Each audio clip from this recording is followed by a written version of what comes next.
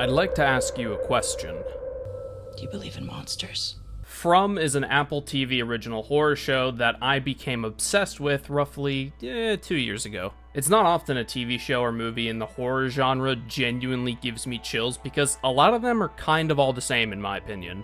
But the psychological horror and questioning of how far can the human mind bend before it breaks kind of horror this show presents is truly terrifying.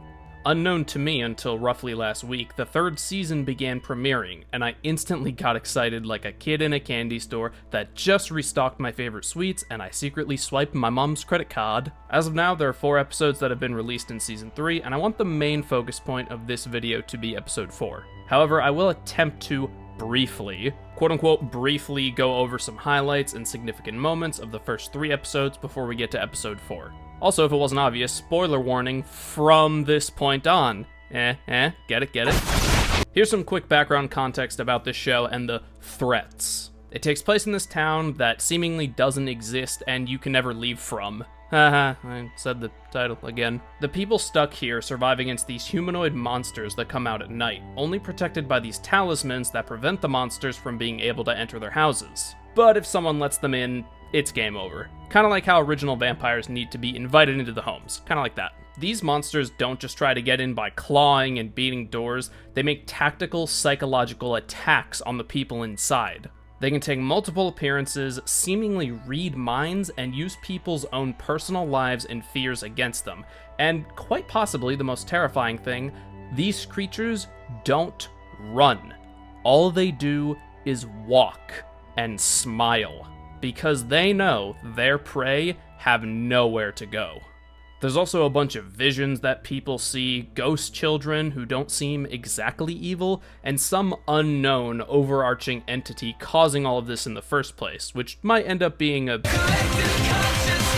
angry forest spirits. Alright, that's the recap on the threats. Time to talk about the story. And once again, spoiler warning. Season 3 starts 3 or 4 days after the events of the Season 2 finale, and Season 3 hits the ground running with a main character death paralleling Season 1's first episode. Poor Kenny, man, he doesn't deserve this. He's been through enough. First he loses his dad, then he gets his heart broken, loses faith in his secondary father figure, and now he loses his mother. Hashtag justice for Kenny, man. As promised in the trailer, we also see the beginning of the Outside World arc, where Tabitha escapes the hell she was trapped in. And what I really liked about one of her scenes in the real world was that her first instinct was to call her mother. I think that's what anyone would do after suffering so much in like a really terrible situation. Your first instinct is to call your mom or your dad or whoever your prominent parental figure is. It's just a very human reaction. And it's really lucky that in the confessional booth scene, the priest that Tabitha is talking to points out the lunchbox she's carrying, or else she would have never figured out what she was supposed to do here, i.e. go and find Victor's father. But back in hell, where everything's terrible, they start running out of food, and Jim runs out of patience and runs into the woods to look for his wife. With Kenny, I'm sure he'll take the news just fine when he gets back. No. So stop, no, stop! The two of them run into these like weird effigy things out in the woods that sort of surround what looks like some sort of old village. They're real primitive looking, so it's possible that this place has been trapping people for like a really long time. Back in town, Randall, the tries to take one of the goats for himself in light of the whole food shortage problem. And Sheriff Boyd is like, nah. Here's a nice speech for you, but if you don't listen, I'm gonna beat your face into the dirt. I love those kind of speeches where the main character is sort of losing their patience and it's like, you know, you can listen to me or I'll literally beat your face in. And who would have thought when nighttime rolls around, the monsters purposefully let the animals loose, which like, yeah, makes sense to cause a panic. But why in the world would Boyd and all the other characters run after the animals? Why not just like, I don't know, get them in the morning? I guess because they're afraid the monsters will kill them, which makes sense, but again, it's such an obvious trap. And then that leads to quite possibly one of the most gruesome and horrible character deaths in the form of Kenny's mom. Quite possibly one of the most loved and lovable people in the entire town. Well, shit. who's gonna break the news to Kenny when he gets back from helping Jim sort his shit out. For me, the highlights of this episode are the instant panic about the food shortage and the discovery of this old village. We get to see some real human reactions and get clues about how long this place has been haunting the people of the Americas, because it's established in season 1 that only people in America end up here. One thing that's always worried me as I watched this show was how there was so much mystery with like very little explanation thus far. And yeah, that's the point of a lot of horror shows and movies. And we're at season 3 now, which in most cases is where some answers start to get revealed, slowly, but revealed nonetheless. But I've seen the first 4 episodes already, and some things are starting to make a little bit more sense, and like some theory crafting I've done is like, oh, okay, maybe I was actually onto something here. Like, yeah, I'm getting some of that, but a lot of the mysterious and enigmatic plot threads are still pretty open-ended. And I get it, we're not even halfway through the season yet, but I'm just worried that this show will open too many plot threads and then not know how to wrap them up. Like a certain writer of a fantasy series that had a TV show made about it. Man, if only I could remember the name. Really weird. So I'm just a little worried that this show will do the whole lots of good build-up leading to an unsatisfying payoff in terms of the mystery. But that's a discussion for a later day. Let's talk about episode 2 real fast. This episode absolutely obliterates my heartstrings. If I were to describe this episode in the form of a meme, it would be this. Emotional damage! I mean, most of the episode is the whole town, and especially Kenny, grasping with the loss of Tien Chen. There's truly a lot of human moments, but one of my absolute favorites is when Jade, former grade A asshole, now promoted to only grade D asshole, puts his hand on Tien Chen's body and says, "You'll come with us when we go." God, of all the season 1 callbacks, this one actually kind of made me tear up a little bit. Because when Kenny's dad died and Jade was still new to the town, he consoled Tien Chen with his story of not wanting to leave France since I think it was his grandmother who died there. It was either his mom or his grandmother, one of the two. He didn't want to leave France because she was buried there all alone. And then Jade consoled Tien Chen by saying, you know, they'll come with us when we go, because that's what he was told when he was very young. And ever since then, the really unique relationship between Jade and Kenny's mom was just like so pure and so enjoyable to watch develop and just get better. It was just one of my favorite character connections in the whole show. Honestly, when I first watched this show, I hated Jade at first because of how insensitive and, well, assholey he was. But his character arc and development has made him into one of my favorite characters in the entire show. It's that kind of writing. I love that kind of writing, where you can go from utterly hating a character to, over a very natural series of events and appropriate amount of time, fall in love with those characters. I love that kind of writing. I also wanted to talk about how Boyd goes about supporting Kenny, especially since Tien Chen asked him to take care of Kenny now with her literal dying breaths. When Boyd found Kenny getting ready to go full pyromaniac on the creatures, Boyd would typically ask him to, calm down, or think, or any of his usual pep talk stuff. He didn't do that. He gave a simple, alright, let's do it. You want to do this? We'll do it together. That is what Kenny needed. That is what anyone would need in such a horrible situation. Someone to fully, unconditionally support you, no matter what you say, and no matter how crazy what you want to do is, or how crazy you sound. We all need someone like that to support us without question, or without second thought, in those very few, but very integral, horrible moments that life throws at us. Jesus Christ, this is getting kind of deep. If I keep writing about this episode, we'll never even get to episode 3, so let's move on. There's one plotline I haven't really talked about thus far, and that's Fatima's pregnancy. First of all, she was told she couldn't conceive at all, and considering where she is, this place definitely has something to do with it. She can't stand the smell or sight of food, which, I think is, normal in some case of pregnancy, where you just can't stand the sight of food. I don't know. I think that's a normal thing. But what isn't normal is eating rotten food and rotten crops and enjoying it. Tilly, that sweet old lady from the bus, who I'm convinced is evil or knows too much, she offers to give Fatima a tarot card reading, and after a little bit of back and forth, Fatima agrees. But before that can happen, a raven, or crow, or I don't know what it is, a black bird just bursts through the window and causes havoc before just getting... I have no idea what that symbolizes, but it's not a good omen. Especially since Fatima had just asked, is my baby okay? And then Raven swoops in, it's like, causing havoc, and then dies. Oh yeah, I forgot to mention this. In episode 1, Kenny and Jim find, like, a whole bunch of food, and the food crisis kind of resolved, like, almost immediately, but we'll get back to that. And all the while the tarot reading is happening, Kenny and crew are out in the forest gathering more of that food. I like that. Kenny and crew. And Jade finds these, like, weird stones that look like they've been blood-soaked or painted red or something. They look like giant teeth. He then has a vision of...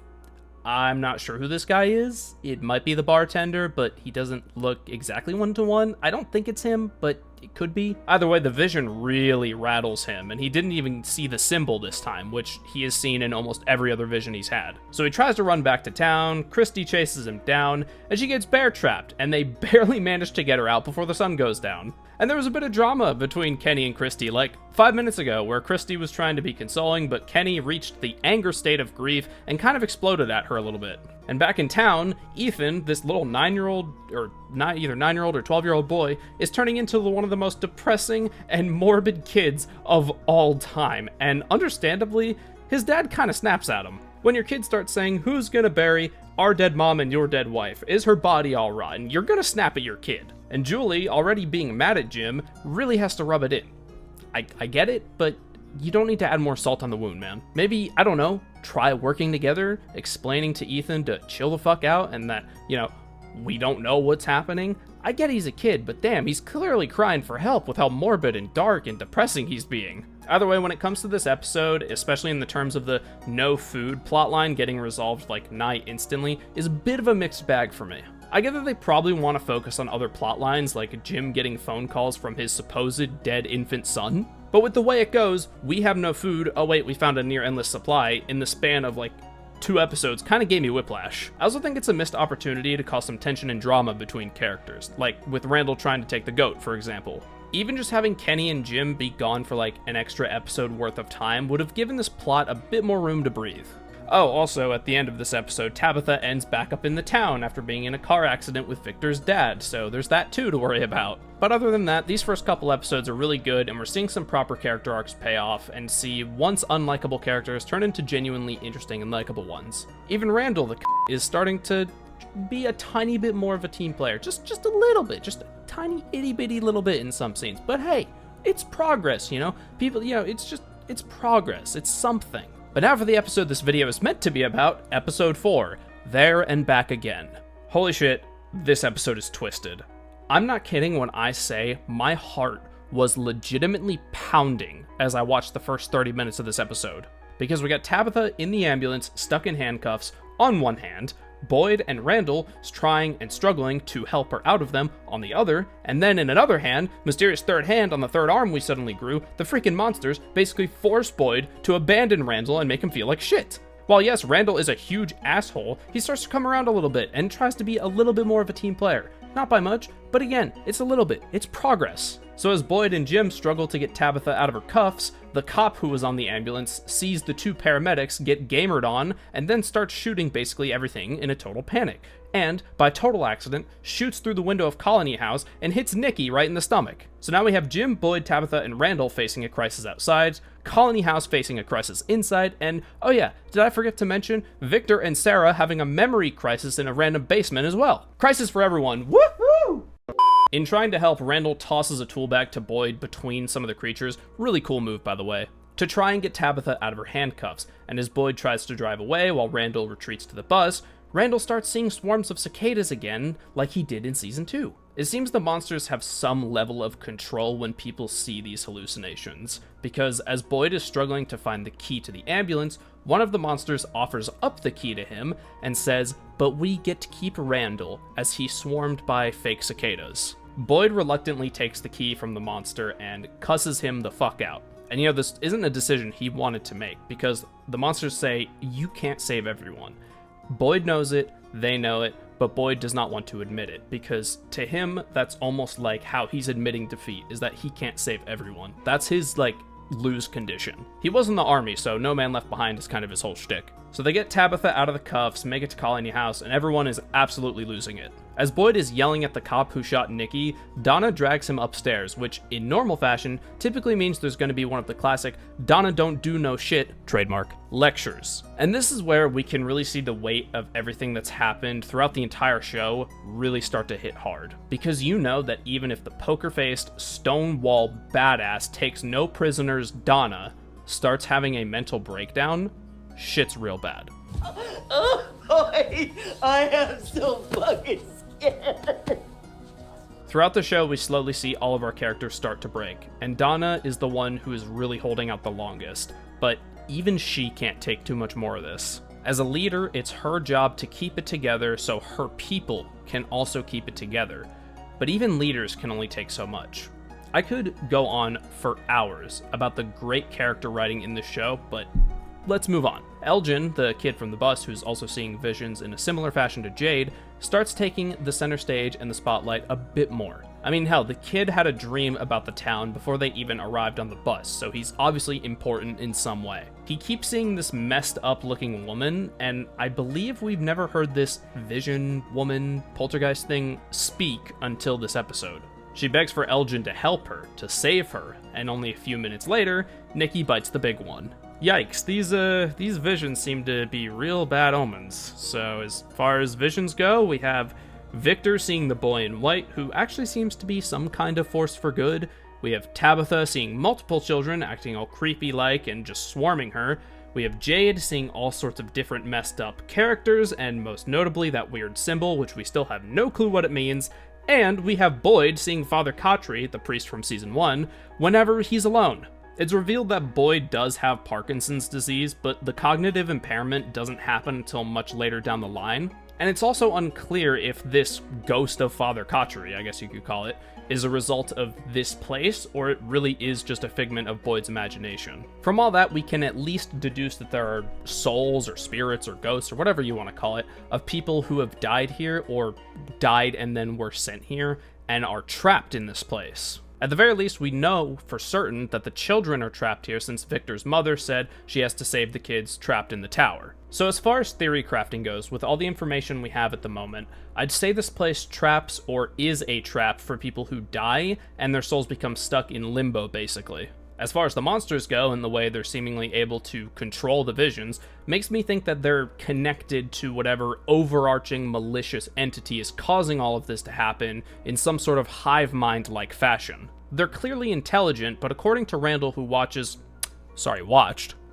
them every night, described to Boyd that they have patterns and routines, like animals who patrol their hunting grounds in particular ways. Speaking of the creatures, I'm almost convinced at this point that Fatima's baby is one of the creatures. Especially, considering that at the end of the episode, she starts chowing down on Nikki's corpse not 5 minutes after she died.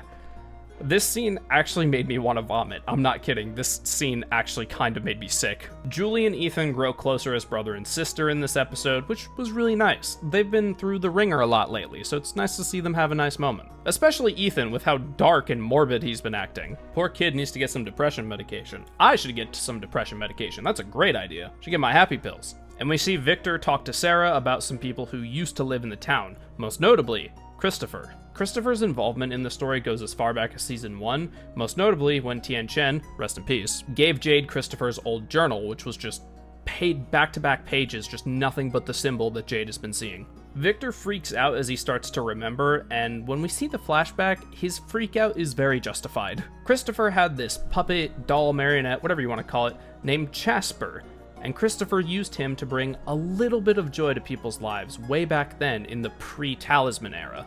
Back when people used to just hide and pray. A little bit of joy was a very valuable thing. And then Christopher started changing, started becoming angry and scary, according to Victor. And one day, a young Victor walks in to see Christopher talking to Jasper as if he's a living thing.